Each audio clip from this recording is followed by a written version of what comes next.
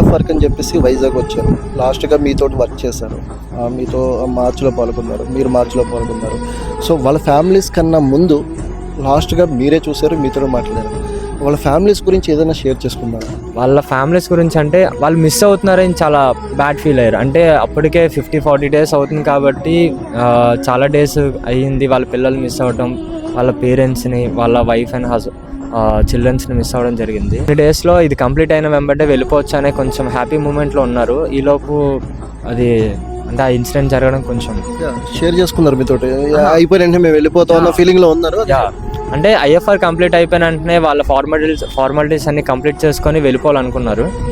మరి ఇన్సిడెంట్ జరగడం, మాకు అడగడం వాచెస్ అడిగారు, అంటే ఇక్కడ బై చేయాలని వాళ్ళు బ్రాండెడ్ వాచెస్. నెక్స్ట్ ఇంకోటి ఇక్కడ స్పైసెస్ కోసం ఎక్కువ అడిగారు. ప్రైజెస్ అడిగారు, ఎంత ఉంటాయి ఇక్కడ అంటే ఇక్కడ నుంచి వాళ్ళు తీసుకెళ్ళాలనుకున్నారు యాక్చువల్గా.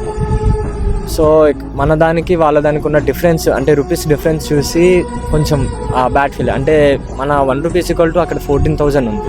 సో దాన్ని బట్టి వాళ్ళు కొంచెం బ్యాక్ స్టెప్ వేయడం జరిగింది.